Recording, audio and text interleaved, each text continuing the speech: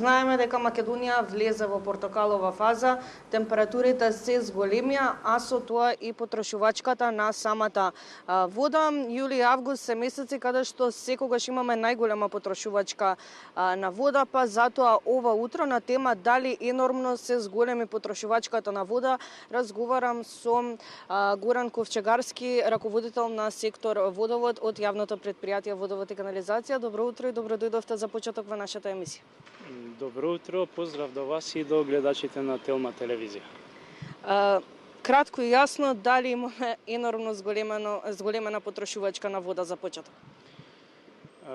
Паралелно со зголемување на температурите, ние бележиме исто така и зголемување на потрошувачката на вода, посебно во изминатите 10 дена, односно изминатите 2 недели. Како илустрација, ако до пред 2 недели некаде просечната потрошувачка била околу 290.000 метри кубни вода, веќе во последниве денови бележиме зголемено потрошување некаде над 324, па доаѓаме дури до 330.000 метри кубни вода на дневно ниво.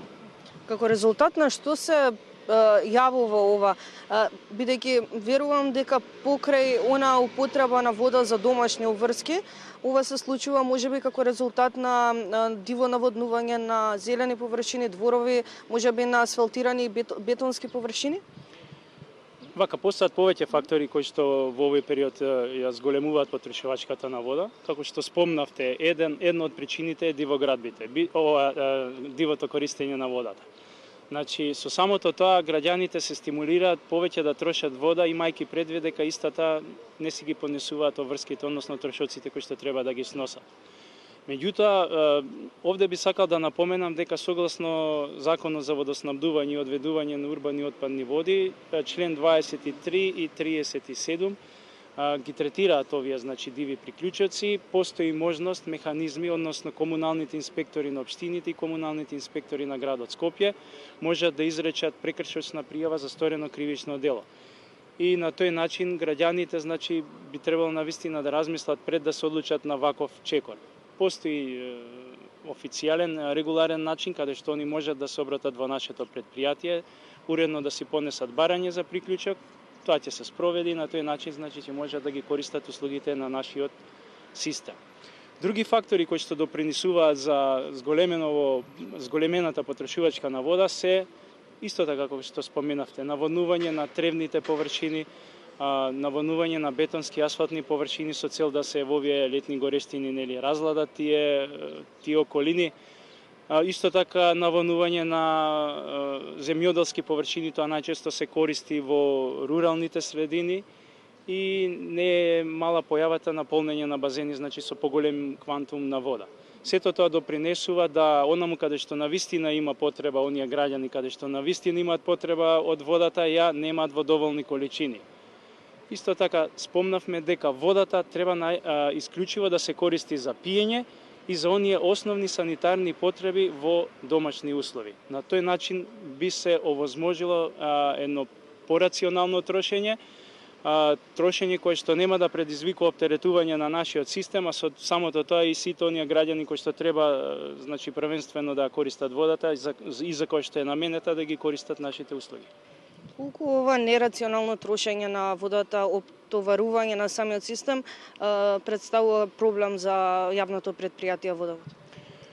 Секако дека представува проблем и со самото тоа што, значи, системот подинамичен, кај нас се појавуваат и почести дефекти.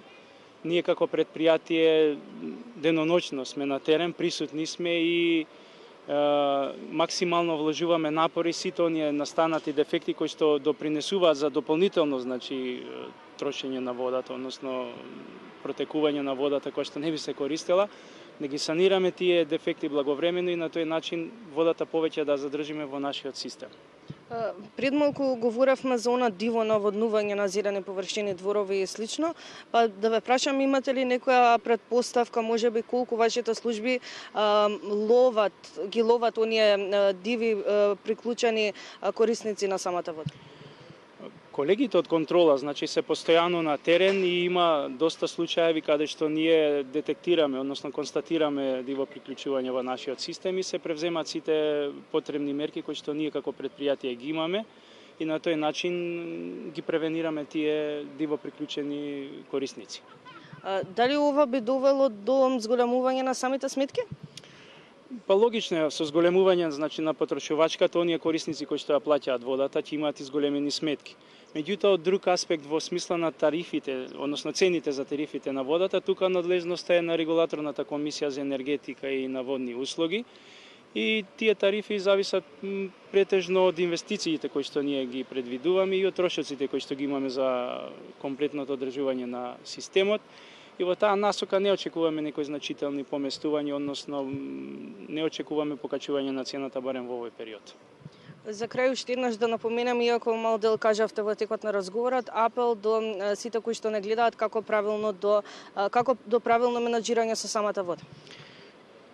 Вака, јас менаџирањето со самата вода би го поделил во два сегменти. Првиот сегмент зависи од нас како предпријатие. Ние тоа го правиме, односно правиме максимална оптимизација за користење на техничките и човечките ресурси, почнувајќи од каптажите Раш 1 и 2, преку магистралните цевоводи, примарниот и секундарниот дел од цевоводот, пумпните станици, резервоарите, бунарските подрачја кои што ја користам приликата во моментот да кажем дека истите се спремни, доколку има потреба ние можеме дополнително да внесеме вода од бунарските подрачја во системот.